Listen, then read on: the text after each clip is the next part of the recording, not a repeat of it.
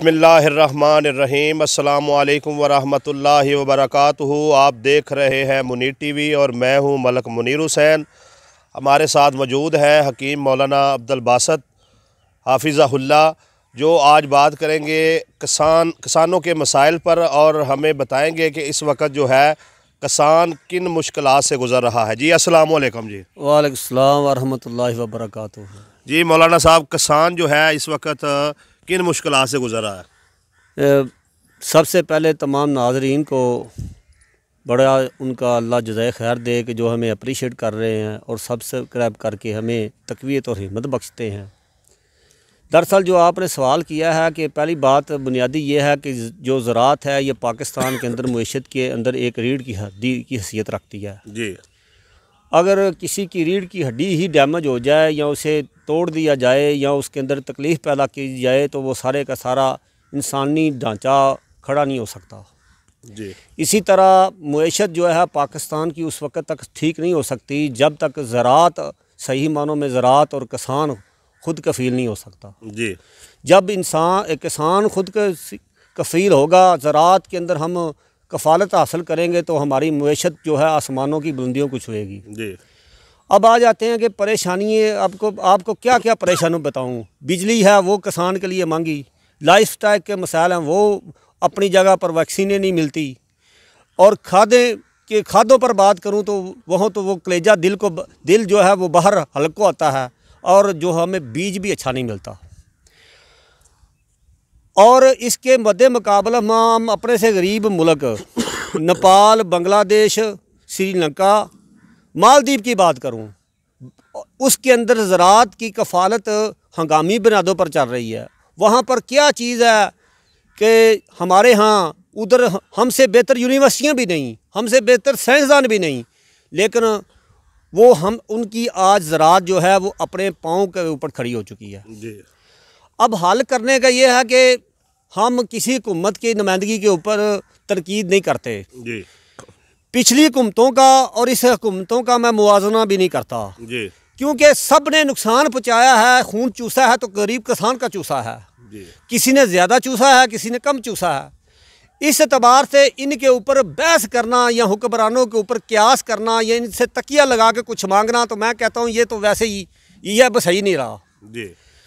बस एक इल्तिजा है मेरी इनसे कि हमें जो हमारे ये शोबा महकमा ज़राअत है इसके इधर दफातर भी हैं, डिस्ट्रिक्ट लेवल पर भी, तहसील लेवल पर भी।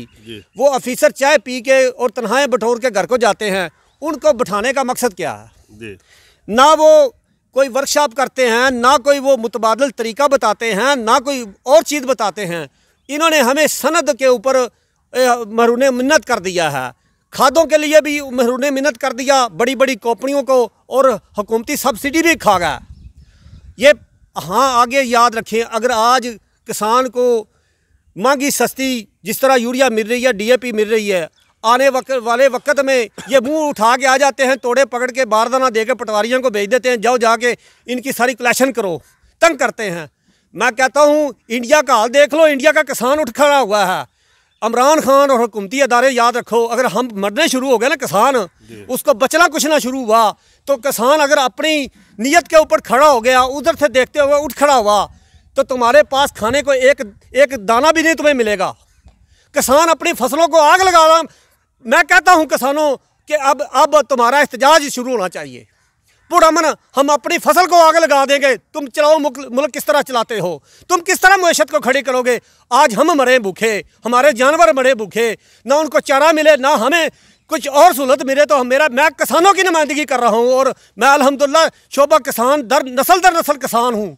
तो इस एतबार से हुकूमत को आह्वान करते हैं कि अगर फिलफौल अगर आपने हमें मुतबादल कोई चीज़ ना दी तो किसानों को मैं ये कहूँगा पकी हुई फसलों को हम आगे लगाएंगे, हम स्ट्राइक करेंगे, काटेंगे ही नहीं, और तुम्हें इतना मजबूर कर देंगे कि तुम भीख लेके एक एक किसान के घर के आके दरवाजे खटखटाओगे, खुदारा इसको काटो और हमें गंदम दो। कहीं ये ना हो कि किसान गुस्से में आके ये काम कर ले। लेकिन हम ये काम इसको अभी करने का हम सोच नहीं रहे, किसान को तुम तंग कर रहे हो। अब फिलफौल हमें ये हम इसका हल बताते हैं। हमें खादों का हमें इस खादों से हमारी जान छुड़ाओ। आपके पास मुल्क के पास बेहतरीन यूनिवर्सिटियाँ हैं ज़राअत की, उधर पढ़ाने वाले बेहतरीन उस्ताद मौजूद हैं, रिसर्चर मौजूद हैं, और उसके अलावा पूरा महकमा ज़राअत मौजूद है।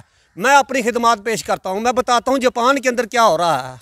जापान की टेक्नोलॉजी लेकर आओ। इसराइल जो हमारे से आधा भी मुल्क नहीं है, लाहौर और फैसलाबाद जितना उसका रकबा नहीं बनता, वो ज़राअत के अंदर हर चीज़ पैदा कर रहा है। वहाँ पर क्या उसको आ गया?